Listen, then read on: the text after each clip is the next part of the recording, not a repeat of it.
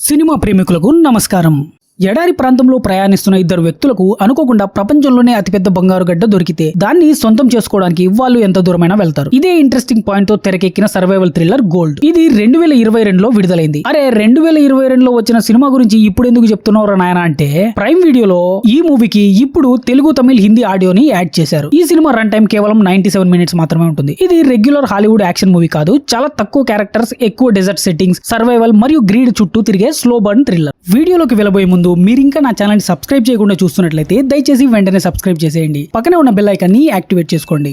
ముందుగా ఈ మూవీ గురించి నా ఒపీనియన్ చెప్పాలంటే, నాకు ఈ సినిమాలో బాగా నచ్చిన విషయం జాక్ ఎఫ్రాన్ పర్ఫార్మెన్స్.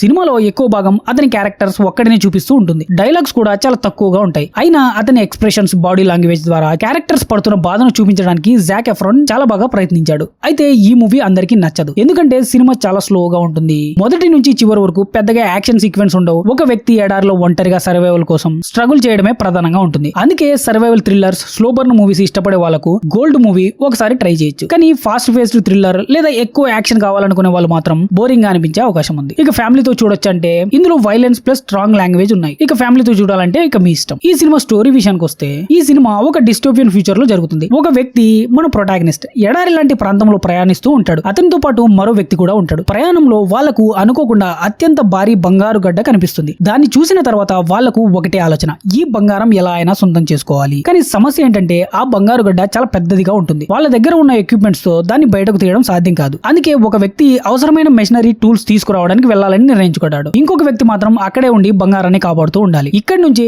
అసలు సర్వైవల్ స్టోరీ మొదలవుతుంది. ఎడారిలో మండే ఎండ, నీటి కొరత, ఆహారం లేకపోవడం, వైల్డ్ డాగ్స్, మిస్టీరియస్ స్ట్రేంజర్స్, వీటన్నింటినీ ఎదుర్కొంటూ ప్రొటాగనిస్ట్ అక్కడ ఒంటరిగా ఉండాల్సి వస్తుంది. రోజులు గడిచే కొద్దీ అతనిలో ఆకలి, భయం, అనుమానం, గ్రీడ్, డిప్రెషన్ పెరుగుతూ ఉంటాయి. అసలు అతనితో కలిసి వెళ్లిన వ్యక్తి తిరిగి వస్తాడా, లేక బంగారం కోసం అతన్ని అక్కడే వదిలేసి వెళ్ళిపోయాడా? ఇదే సస్పెన్స్ తో సినిమా ముందుకు సాగుతూ ఉంటుంది. ఇక ఈ movie plus and minus points గురించి మాట్లాడితే, ముందుగా ప్లస్ పాయింట్స్. ఫస్ట్ ప్లస్ ఏంటంటే జాక్ ఎఫ్రాన్. సినిమా మొత్తం దాదాపు అతని షోల్డర్ మీద ఉంటుంది. చాలా సీన్స్ అతను ఒక్కడే కనిపిస్తాడు. ఆయన పర్ఫార్మెన్స్ చాలా కమిటెడ్ గా ఉంటుంది. Second plus desert cinematography. ఎడారి లొకేషన్ ను చాలా బ్యూటిఫుల్ గా చూపించారు. అదే సమయంలో ఆ ఎన్విరాన్మెంట్ ఎంత డేంజర్ అనేది కూడా విజువల్స్ ద్వారా అర్థమవుతుంది. Third plus survival atmosphere. నీళ్లు, ఫుడ్ కోసం స్ట్రగుల్ చేయడం, ఒంటరిగా ఉండడం, ఎవరో వస్తారేమో అని ఎదురు చూడడం, ఇవన్నీ ఒక అన్కంఫర్టబుల్ సర్వైవల్ ఫీలింగ్ ను క్రియేట్ చేస్తాయి. Fourth plus short run time. 97 minutes మాత్రమే రన్ టైం ఉండడం వల్ల లెంతీగా అనిపించదు. ఇక మైనస్ పాయింట్. ఫస్ట్ మైనస్ ఏంటంటే స్లో పేస్. ఇదే బిగ్గెస్ట్ మైనస్. సినిమా చాలా నెమ్మదిగా నడుస్తుంది. కొన్ని సీన్స్ లో పెద్దగా ఏమీ జరగకపోవడంతో పేషెన్స్ కావాలి. Second minus limited characters. సినిమాలో క్యారెక్టర్స్ చాలా తక్కువ,